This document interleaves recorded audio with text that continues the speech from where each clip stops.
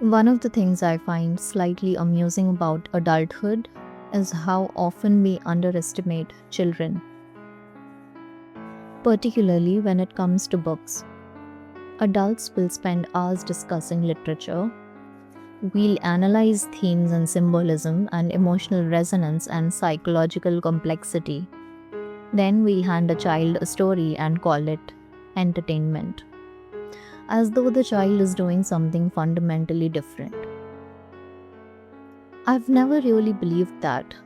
In fact, I think children are often reading more seriously than adults. That is, if they have inculcated a reading habit. But if they have, I think they're more invested in their stories, not academically, emotionally.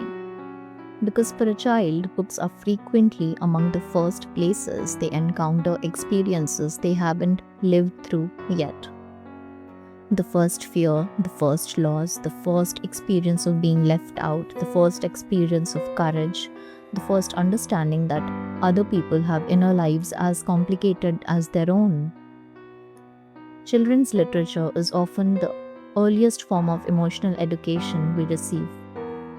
Not a formal education. Nobody sits a 6-year-old down and announces, "Today we will be studying disappointment." Life handles that part. Stories simply arrive first. Children become deeply attached to characters without fully understanding why. I think many readers have similar experiences. Certain books stay with us long after we have forgotten the plot. Certain scenes survive for decades. Certain characters become part of the furniture of our minds. And I don't think that's accidental. Children are constantly building their understanding of the world. Stories become one of the ways they do it.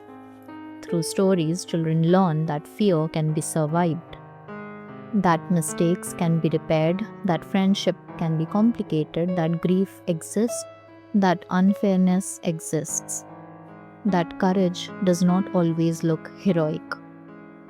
These are enormous lessons, and they're often arriving disguised as bedtime stories.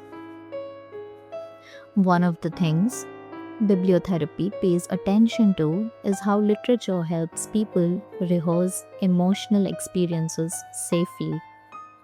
Children do this naturally. A child reads about a frightened character and experiences fear from a position of safety.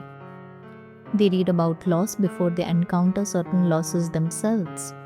They read about conflict before navigating similar conflicts in real life.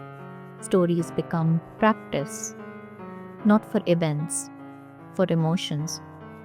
I think that's an important distinction, because good children's literature isn't really teaching children what to think. It's helping them understand what they might feel. And those are very different things. One reason I worry slightly about reducing children's reading entirely to educational outcomes is that we start asking the wrong questions. Will this improve vocabulary? Will this help academic performance? Will this support literacy development? These things matter, obviously, but they're not the whole story. A book can improve a child's vocabulary and still leave their inner life untouched. A different book might shape the way they understand loneliness for the next 20 years. Which one is more important? Honestly, I'm not sure that's measurable. What I do know is that many adults can still remember the books that mattered to them as children.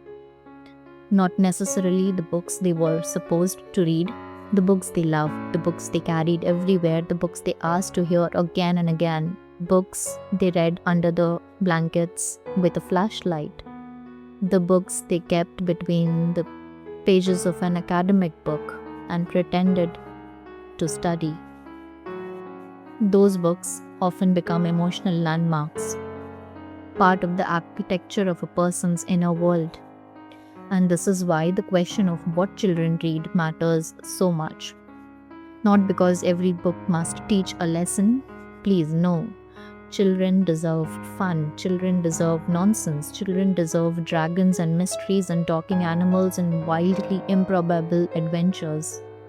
But even those stories are doing something, helping children imagine, helping them empathize, helping them understand themselves and other people, helping them build an emotional vocabulary long before they have the words for it.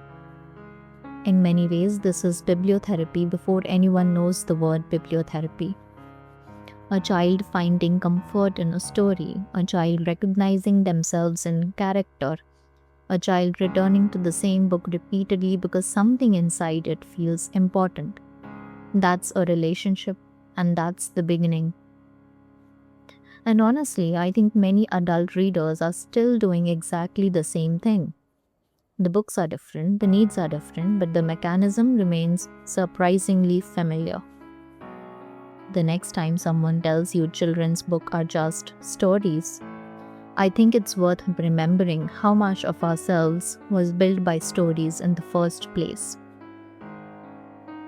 So remember this: stories are important, fiction is important, and a reading child is very, very, very important.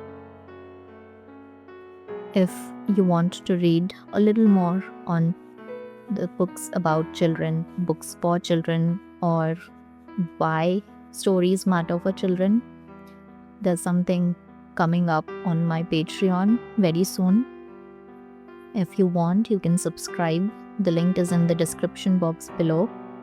If you do subscribe, you get a 30-day journaling prompt book, which will help you to just start writing, because I believe starting is the most difficult part.